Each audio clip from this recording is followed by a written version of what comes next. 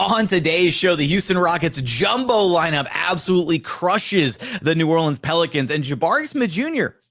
looking a little different this year. It's all coming up right here at Locked On Rockets. This is Mission Control, Houston. Ignition sequence start. 6, 5, 4, 3, 2, 1.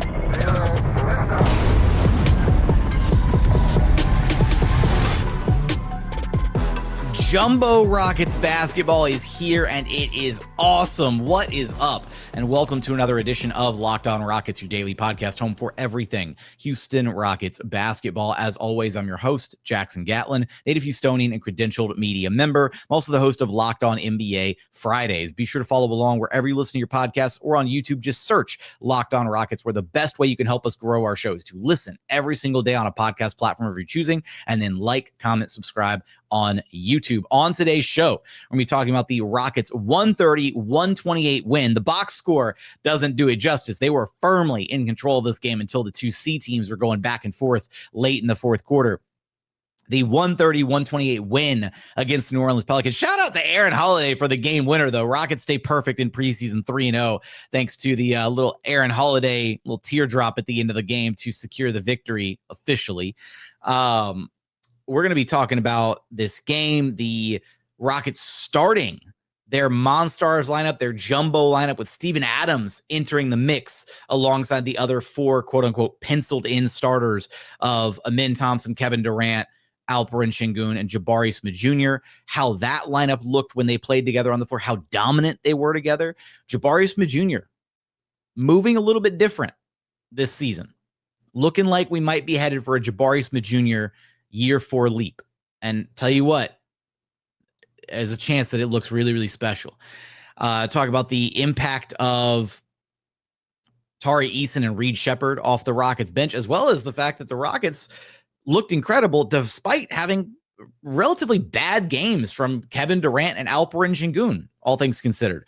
So a lot to get into on today's show. First, I want to let you know that today's episode is brought to you by Game Time. Download the Game Time app, create an account, use code LOCKEDONNBA for $20 off of your first purchase. And as always, thanks so much for making Locked On Rockets part of your day every single day, whether it's on your way to work, on your lunch break, in the gym. Thank you so much for being an everydayer. Where we have to start, and this one is just talking about literally the starting lineup. The Rockets elected to go with Steven Adams alongside their other four penciled-in starters in this game. So we saw the monstrous Rockets starting lineup with a ridiculous 6'7" Thompson, 6'11" KD, 6'11" Jabari Smith Jr., 6'11" Alperen Sengun, and 6'11" Steven Adams. And it was good. My goodness, this lineup just flat out dominated. This lineup outscored the Pelicans by 12 points in just over 12 minutes of game time. They rebounded a little more than 70% of their misses while they were on the floor together. And they posted a plus 65.7 net rating while sharing the court together. If that's not elite hoops, I don't know what is. And the crazy part is it still didn't look perfect. Like, there's still so much room for improvement with how those five look playing off of one another, playing with one another. And the caveat here is Ime said before the game, right? The starting lineup could be a fluid thing. It might be matchup dependent, right? A lot of like coaches kind of cop out answers, but I just don't see how you don't go with the more proven force of Steven Adams at this point when your other options are the very unproven and still kind of a question mark and potentially at times a little bit, of a defensive liability in Reed Sheppard versus, you got Tari Eason, sure, but how does Tari fit in with the rest of the starters? And ultimately, we might see Tari Eason get his starting role audition in the final preseason game against the Hawks, because Ime went with Reed against the Jazz. He went with Adams here against the Pelicans. Maybe he goes with Tari for the final game, and he's getting a look at all three different guys and seeing which option complements the other four starters the best. But to me, the Adams lineup, I mean, the proof is in the pudding. They were dominant when they were out there on the floor together. But it also came in a game where KD didn't look great. Like, KD only 15 points, 6 of 13 shooting. didn't matter. Alperen Sengun, 8 points, 3 of 8 shooting. He had 12 rebounds and 7 assists, so he was doing his thing, but he also had 6 turnovers. Like, these were, by their usual standards, these were bad games from Kevin Durant and Alperen Sengun, and it kind of didn't matter because that jumbo lineup affords the Rockets so many extra opportunities with the offensive rebounding. They had 16 offensive rebounds in this game.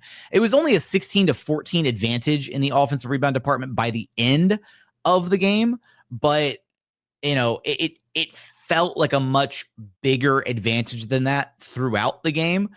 Steven Adams himself had 6 offensive rebounds literally by himself, and the impact that double big lineup had, or I guess whatever, the jumbo lineup, the monsters lineup, the impact that lineup has is it just gives the Rockets a competitive edge that is really hard to match, where there is always a mismatch on the floor, whether it's a mismatch for Jabari or KD or Amen or LP. Like, there's always somebody who is being outclassed by a bigger, stronger, longer player. And the Rockets basically hunted those mismatches throughout the game. They were absolutely picking on Jordan Poole throughout this one. It was basically whoever Jordan Poole was checking, that's who got the ball. And a lot of it was Jabari, right? So, like, Jabari got a lot of touches because Jordan Poole was the one checking him. And then the Rockets just completely, like, put him in the torture chamber and just kept attacking him repeatedly in this game. And that's where the Rockets get such a distinct competitive advantage. And the size and physicality that this lineup is able to play with on both ends of the floor leads to good things. The rebounding advantage, you look on paper, at the end of the game, it was only 50-46, but this game was basically decided by the end of the third quarter until the two, C teams went back and forth, and the Rockets committed a bunch of silly fouls and let the Pels back into it late in the game and went on their own little kind of scoring drought at the very end. Thank you, Aaron Holiday, for bailing the team out at the very, very end. But at the end of the third quarter, where this game was basically decided and over, the Rockets had a 42-31 rebounding advantage. And so they were crushing them on the glass, 11-8 on the offensive rebounds. And here's the biggest one. And I think this was maybe the biggest factor in the game at large, because they didn't particularly shoot the ball well, just under 50% from the floor. They didn't really shoot the ball well from downtown, just over 30%, 30.6% there. They committed 17 turnovers. Like, there were a lot of areas that frankly need to be and should be cleaned up by this Rockets team with time. Even the defense, it had stretches where it looked better in this game. Still didn't look perfect. Still wasn't phenomenal. But they crushed them on the glass, and they were just heavy favorites at the free throw line. Again, by the end of the third quarter, the Rockets were a ridiculous plus 12 in the free throw department. 26 of 28, 92.9% at the charity stripe. Call that the Kevin Durant effect, if you will. Not that KD was the one shooting the free throws. I'm just talking about the team actually managing to hit their free throws. Shout out to Jabari, a perfect 8 of 8, and Amen Thompson, a perfect 9 of 9 at the charity stripe. But compare that to the Pels, just 14 of 16 at the free throw line. The aggression with which the Rockets were playing with Jabari Smith Jr., Amen Thompson, trying to get downhill, being able to play through contact. The Rockets racking up so many team fouls on the Pelicans throughout these quarters, and at times playing in the bonus because of the fouls that were being drawn by Steven Adams and Alperen Sengun down low with the double bigs, and really putting all that pressure, on the Pelicans while they're trying to secure box outs and secure rebounds and that kind of stuff. It really led to that free throw advantage being, the way that the Rockets essentially won this game, right? The free throws were like the buffer in this game for the Rockets, despite all the other errors, despite all the other miscues, despite the poor shooting, despite the turnovers. It kind of didn't matter because the Rockets were just at the free throw line like every other possession. And on the possessions where they weren't at the free throw line, if they missed a shot, they got the rebound, and then they got a second or a third attempt at a shot. And so the final score doesn't do this game justice. The Rockets were firmly in control of this game. They did a pretty commendable job slowing down Zion Williamson, who was a Pelicans team worst, minus 22 in his 23 minutes of run on the floor, 13 points, 6 of 11 shooting in this one. So, I mean, the size, they did a good job walling up against Zion, and for stretches of the game, Alperen Sengun was Zion's primary defender, just backed off of him, forced him to drive, forced him into some really tough finishes in and around the rim. And, he got his at certain spots, but he also wasn't able to really dominate this game the way that he would probably like to have been able to dominate the game, in large part because of the large-ass lineup that the Rockets were running on the floor. The Jumbo lineup feels like the impact can't be ignored. And even if the Rockets ultimately elect not to go with it as their starting lineup, they are going to use this lineup a ton throughout this regular season. However, it really feels like to me they're going to go with Steven Adams in the starting lineup. But I want your thoughts. Give me your thoughts in the YouTube comments. How did you feel seeing the Monstars lineup, the Jumbo lineup for a full game? What did you think about those minutes when those five shared the court together? Give me your thoughts in the YouTube comments. Coming up, we got to talk about Jabari Smith Jr. 26 points, 4 of 10 from deep, 7 of 16 overall. Looking a little bit different offensively. Can we expect a Jabari Smith Jr. leap this year? We're going to get to the other elements from this game, the back and forth, the game flow, a little bit of tussle between Amin Thompson and Jose Alvarado. We'll get there in just one moment. First, today's episode is brought to you by Monarch Money. Look, most people can't name all their financial accounts or even what they're worth, whether it's 401ks, properties, or different investments. And when you don't have the full picture, you can end up leaving money on the table. That's why there's Monarch Money. It's an all-in-one personal finance tool that brings your entire financial life together in one clean, easy-to-use interface on your laptop or your smartphone. Monarch is built for people with busy lives. If you put off organizing your finances, Monarch is for you. Monarch does all the heavy lifting. You can link your accounts in just minutes, see clear data visuals, get smart categorization of your spending, and finally feel in control of your money without ever needing to touch a spreadsheet. Monarch is great because you can categorize your spending. You can look at all your monthly expenses. And for me, there's no worse feeling than you see like a $15, $20, $25, whatever fee, for a monthly service that you're not even using anymore, right? A subscription service, something you forgot about. You tell yourself, oh, I'll go cancel it later. And you forget, fast forward a month, it happens again, right? Don't let that happen. Monarch Money can help organize you. You can cancel the stuff that you don't care about anymore. So don't let financial opportunities slip through the cracks. Use code LOCKEDONNBA at monarchmoney.com in your browser for half off your first year. That's 50% off your first year at monarchmoney.com with code LOCKEDONNBA. Today's episode is also brought to you by Game Time. Basketball season is officially here, and nothing beats being in the arena for those opening games. But let's be real, getting tickets can be a headache. Between waiting and queues and surprise fees and prices that jump up right before checkout, it can be easy to get frustrated when all you want to do is cheer on your team. That's where Game Time comes in, the app that gives fans the advantage. It's your ultimate life hack for scoring amazing NBA tickets fast, easy, and stress-free. Game Time is the best because using other ticket retailers, whatever, the price gouging, the hidden fees, the transaction fees, all that, it's ridiculous. With Game Time, they are fully transparent. They show you your price all the way through the ticket buying process. It doesn't jump up. They don't hit you with the hidden fees or anything at the end. That's why I love using Game Time. So take the guesswork out of buying your NBA tickets with Game Time. Download the Game Time app, create an account, and use code LOCKEDONNBA for $20 off of your first purchase. Terms apply. That's code LOCKEDONNBA, LOCKEDONNBA for $20 off. Swipe, tap, ticket, go. And continuing on here at Locked On Rockets, your daily podcast home for everything Houston Rockets basketball. Let's talk a little bit about Jabari Smith Jr. from this game, who was very early on the focal point of the Rockets offense, almost surprisingly so.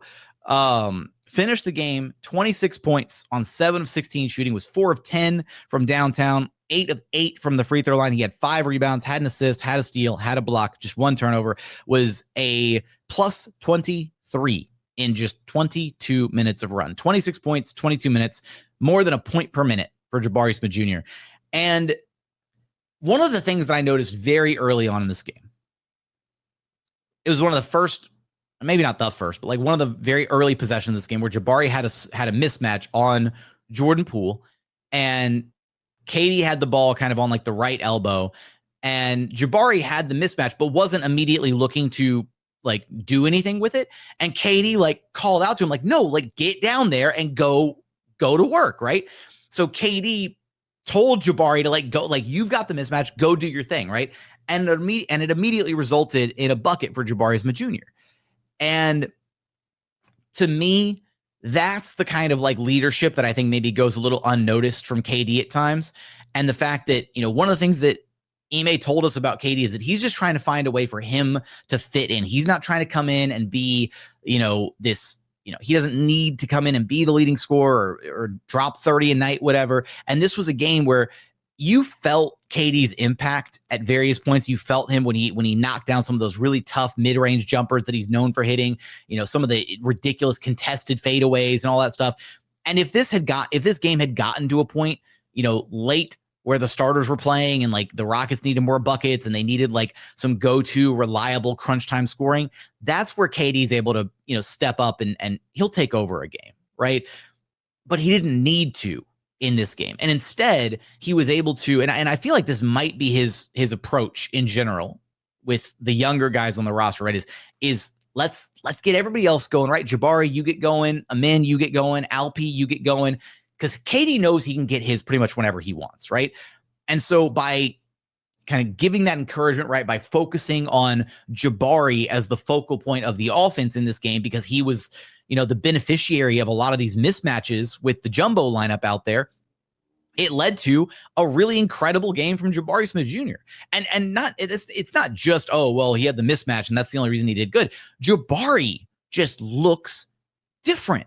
He looks like he's playing with a confidence that I've never seen him play with before. I'll back it. I won't say never. I'll say it has been exceedingly rare through his first 3 seasons to see Jabari Smith Jr. play with this level of offensive confidence. The poise, the decisiveness, the willingness and ability at times to put the ball on the floor and try and make something happen with it, but not carelessly, not recklessly driving to the basket, not just putting his head down and driving with no end in sight or no, like we're talking decisive dribbles, 1-2 dribbles max to be able to try and get to his midi pull up or to try and, drop a shoulder and draw contact, or even walking it back out and resetting a possession rather than forcing, a bad shot over a defender, things of that nature. And the biggest one though is his willingness to let that 3 ball fly. Look, with no Fred VanVleet on this Rockets roster this season, Fred and Jalen took the brunt of the Rockets 3-pointers for the past couple seasons. And now both of those guys are gone. And Dillon Brooks is gone. And Dillon Brooks took his fair share of 3-pointers too. You need Jabari Smith Jr. to get those 3-point attempts up. You need him to be a high volume, efficient 3-point shooter, because he's going to need to be that release valve. He's going to need to be the recipient of a lot of these passes when Alperen Sengun gets double teamed, or when Kevin Durant gets double teamed, or when you're running in transition and you're filling one of the slots and you need to, space out to the 3-point line so that Amin and Tari and Reed and whoever else can get downhill and get all the way to the rim, right? And they have an outlet pass. They have somebody to kick it to as they draw the defense in, or Sengun for that matter, right? And so for Jabari, seeing him just letting it fly, seeing him play with the physicality, the aggression, seeing him put the ball on the floor a little bit, and seeing him be kind of encouraged. Like, this is Jabari, literally Kevin Durant Smith Jr. Like, that's what he looked like in this game. Like, the roles were kind of flipped, right? You would expect, KD's stat line to be more like the Jabari stat line, and you would expect and you would expect Jabari's stat line to be more the KD stat line. And they kind of flipped their roles here a little bit in this one. And I do think that if the Rockets get this type of consistent performance from Jabari, and I'm not expecting him to be like, 20 plus every single game, but if he can be a consistent, hovering around 40% 3-point shooter, if he's playing with this level of confidence and willingness to shoot the basketball at this type of clip, at this frequency, then it completely changes the dynamic offensively for this Rockets team. And at least through 3 preseason games so far, even despite some of the miscues, some of the clunkiness, some of the turnovers, the poor shooting in this game, the offense still looks really, really good. Now, how much of that is the opponents they faced? How much of that is it's preseason basketball, teams aren't trying as hard? We won't know for certain until we get to the regular season. And even in the regular season, we're going to do our best. I say do our best because, sometimes we do overreact. But, we're going to do our best not to, draw any wide sweeping conclusions until we have at least probably like a, 10 game-ish sample size to draw from about where this team is at, both offensively and defensively. But with Jabari, I've long proclaimed and just championed this idea that he has untapped offensive potential. And he's been asked to be a role player for the first 3 years of his career, and he's been a trooper. He's done just that. And now it feels like he's finally has a bit of an opportunity to spread his wings a little bit, to take on a bigger role offensively. And even in a game like this, right? Like Alperen Sengun really wasn't, much of a focal point offensively. He was the facilitator. He was getting guys in spots. He was moving the basketball around. The ball ran through him a lot, but he also only walked away with 8 shot attempts. It was KD and Jabari were the two gunners in the Rockets starting lineup. And even to a lesser degree, Amin Thompson had more, I guess, offensive finishing reps than Alperen Sengun because of all the times that he got fouled, got to the free throw line, got to shoot free throws. Also, shout out to Amin Thompson with the 2 knockdown 3-pointers in this game. What are we seeing from him? The form, the release, the confidence. We might have to stop saying that the Rockets are playing with multiple non-shooters on the floor if Amin Thompson's going to keep firing them up like this. And that was the other part is at no point, there were a couple spots where the spacing felt like a little off with that starting 5, but it didn't feel bad. Like there was still plenty of room to operate because every guy on the floor provides their own level of offensive spacing, even if they're not as a, traditional floor spacing 3-point shooter kind of guy. Steven Adams provides spacing because you cannot leave him alone or he's going to absorb every single offensive rebound on the planet, right? Amin Thompson, you can't leave him alone. You can cheat off of him a little bit, but the moment you start to cheat off of Amin Thompson to go help on somebody else, he's so adept at cutting and getting backdoor and finding those passing angles to be delivered a quick pass from Sengun or KD or Adams or whoever, that it's really hard to cheat that far off of Amin Thompson because he's gonna slip behind you and get a wide open dunk or a backdoor layup, or at the very least, receive a pass and get fouled at the rim, which he did a lot in this game. So that was one concern about this starting 5, and it didn't really feel like much of a concern at all, right? Like the offense has looked really good in the minutes that those guys have shared the floor together, and a big part of that is a direct result of Jabari Smith Jr. not being the, at times last season, tentative version of himself that we've seen previously.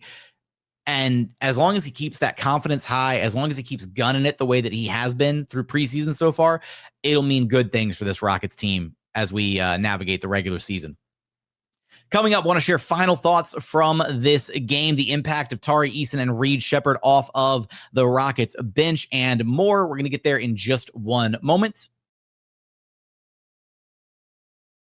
First, today's episode is brought to you by FanDuel. The NFL season is here, and FanDuel has an offer you do not want to miss out on. Right now, new customers can bet just $5, $5 only, and get $300 in bonus bets if you win. That's right. You pick a bet, you put down $5, and if it hits, you'll unlock $300 in bonus bets to use all across the app. FanDuel is awesome because it gives you so many different ways to play. You can build out different parlays. You can try player props. You can even follow the live betting lines during the games. But if you don't want to get into all that, if you want to keep it simple, just go take a look at the outright betting favorites for the Super Bowl this season. Right now, the Bills and Chiefs, what a comeback by the Chiefs, man. Plus 650, two-way tie at the top there. The Packers plus 700, the Lions plus 850, and the Eagles bringing up the rear at plus 950. So for all those odds and so much more, head on over to FanDuel.com right now to download the FanDuel app today and get started. And final segment here at Locked On Rockets, your daily podcast, home for everything Houston Rockets basketball.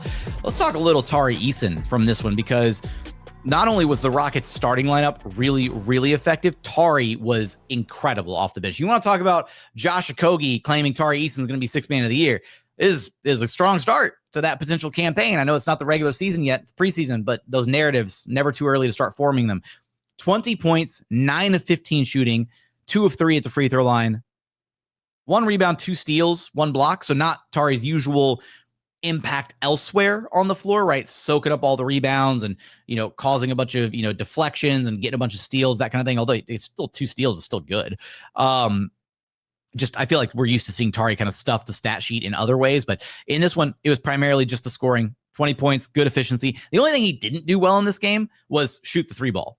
0-4 from downtown, including he had a midi that he airballed as well. So his shooting stroke was a little off in this one, but he was getting to the rim at will.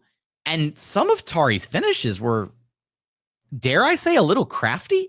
Like, I don't know how Tari suddenly turned into like a finesse player overnight, because generally, like in years past, Tari's been like more of like a brute force finisher, right? Like drop the shoulder, try and bounce a defender off of him, power through contact. Sometimes, 2, 3, 4 attempts at the rim, trying to, get the ball to go in the hoop and struggling to do that, right? We've joked about Tari's finishing in the past, and sometimes him padding his own rebounding numbers by missing multiple bunnies right at the rim on a single possession. But some of the finishes that he had, like little like reverse layups or like finishing on, with the, the offhand on one side of the rim. He had one where he like snuck past Zion, I think it was, and finished with the left hand on the right side of the rim, like a little like kind of corkscrew layup, like through traffic. One of his 2 steals, he got on an inbounds pass and just like went back up through 2 Pels defenders and finished at the rim. So Tari just out there doing Tari Eason things. And as long as the Rockets are getting that kind of impact from Tari, then there's no reason why he shouldn't be getting those 25 to 30 minutes a night that he feels like he deserves, and the bigger role offensively that he deserves. Hell, he was playing so well that at the end of the I want to say third quarter it was. Yeah, the end of the third quarter, Tari walked the ball up and took the final shot of the quarter. Now, it was a 3-pointer and he missed it, but like he was on fire. And so Ime was like, yeah, give Tari the final shot. Cool. Like, that's all yours, man. Take it. And so for Tari, I know that, he wants to show more offensively, right? He's talked about that. He wants a bigger role. And I think this is how you do it, right? Is just continue to do what you do, but just be an even better version of yourself. Right now, there's no terror twins coming off the bench. There'll still be plenty of minutes for him and Amin Thompson to play alongside one another, like we saw in this game in particular.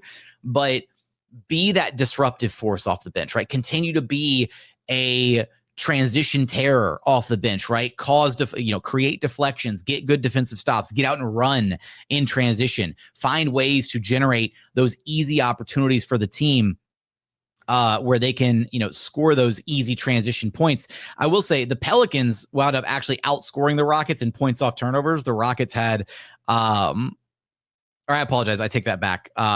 I got the numbers flipped around there. Pelicans had 24 points off the Rockets, 17 turnovers, and the Rockets had 29 points off the Pelicans, 16 turnovers. And Tari was a big part of that, of making sure the Rockets were able to and continue to capitalize on those possessions where they forced a turnover, where they forced a bad miss, and they were able to get out and run a little bit, push the pace in transition. And so Tari, that's what the Rockets are going to need out of Tari, frankly, because they don't really have anybody else. Well, TBD, still kind of waiting to see what the official starting lineup is. If Reed Sheppard's coming off the bench, then they have a little bit more offensive firepower coming off the bench. But they're gonna need that scoring pop from somewhere.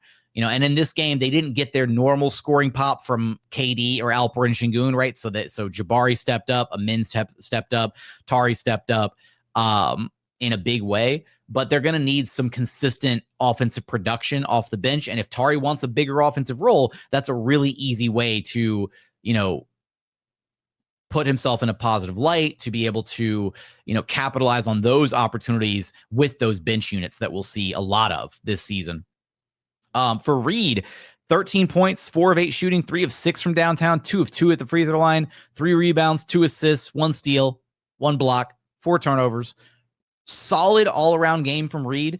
The turnovers were a bit ugly at times. Like there was that one possession that was like like just something out of a comedy of errors where I forget who it was on the Pels tried to go up and get like a putback slam and it went like off back iron. And then the Rockets came down on the next possession, had a transition opportunity, and I think Okogie missed the first layup, then Holiday missed a layup, then it came back out to Reed Sheppard, and then Reed tried to throw a no-look pass to Clint Capela, and then that sailed out of bounds, and it was just a comedy of errors in that one little stretch for both sides, in particularly for the Rockets. But Reed also had a pair of like kind of bad back-to-back turnovers right at the end of the first half.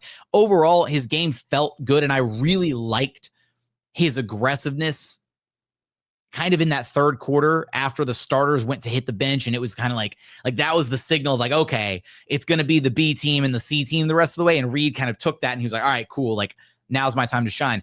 I would like to see him play with that level of aggressiveness all the time. It's harder when you're out there with KD and Sengun and Amin, and you maybe feel like you need to defer and facilitate and kind of, make sure the ball is in those guys' hands a bit more than your own.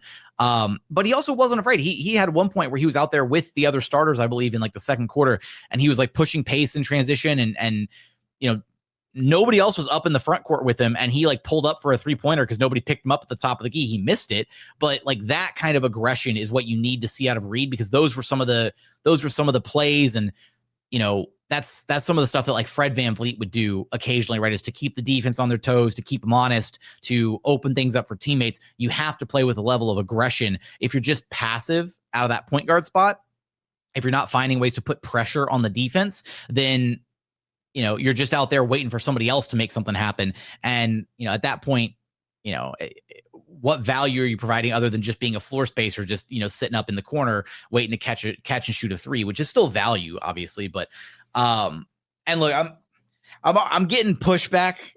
Love you guys in the comments, but I'm getting pushback. Y'all are harping on me for harping on Reed's defense. I'm still a little concerned by it. Like, the pick and roll defense is a little concerning from Reed Sheppard, and like Reed Sheppard out there with a drop big, with Clint Capela, the defense at times in the pick and roll did not look great. And like, I'm not writing him off yet. I didn't sell the stock back when we did the point guard stock watch episode, but I'm just pointing it out, right? I'm concerned. I want to see it improve. He's got plenty of chances for it to improve, but I'm also not the only one that sees it. There are a lot of other analysts, fanalists, whatever, who have commented on Reed's defense as well. And like, I hope I'm wrong. I want to see him. He's got the build for it. He's got the size to be a good defender. He's got the instincts. Let's see what ultimately happens with him on that end of the floor. What else did I have here? I knew there was something else that I wanted to reference before we wrapped up the episode. Oh, the lineups. That's what I wanted to get to a little bit earlier. Seems like, at least in this one, and we'll see what it looks like, moving forward, but Ime electing to go with the early sub for Alperen, Sengun, and Steven Adams, and bringing in basically letting Kevin Durant run the second unit, right? So, or essentially letting KD run the long first stint in the first quarter, and then, kind of supplementing, KD with the first few bench guys, right? And having that lineup out there that was basically, Reed Sheppard, Tari Eason, Kevin Durant, Clint Capela, and I believe Josh Okogie, at one point. So I would imagine that just for the future of this team, right? Imagine replacing Josh Okogie in that lineup with Dorian Finney-Smith Jr., and things would probably look a lot more effective at times, just with the floor spacing and from everything else that DFS provides defensively and whatnot. But it feels like maybe that's the direction Ime is kind of leaning, is, give Al P the early sub. And once Al P's out of the game, that's where you start to lean a little bit further into Kevin Durant offensively for those stretches with Al P off the floor. And then you come back once Kevin's ready to take his breather, and you come back with Alperen, and you go back to having the ball in his hands and him kind of conducting the show, putting guys in their spots, playing through him, that kind of stuff. So at least one other observation there about how the Rockets are kind of trying to balance some of these lineups.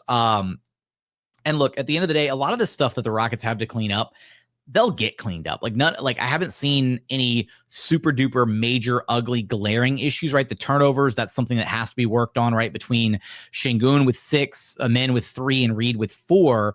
That's 13 of the Rockets' 17 turnovers, all coming from the 3 kind of, primary ball handlers, right? So we knew that coming in. We knew that the turnovers were probably going to be, some little speed bumps here and there, and that was going to be a pretty big or a pretty steep learning curve for those guys. So that will get cleaned up as the season progresses. But there's a lot to like about this team through 3 preseason games, and hopefully it continues to translate into the regular season. I want your thoughts on this Rockets win against the Pelicans. What were your takeaways from this game? Give me your thoughts in the YouTube comments. But as always, thank you so much for watching. Thank you so much for listening, and we look forward to having you back right here at Locked On Rockets, your daily podcast home for everything Houston Rockets basketball.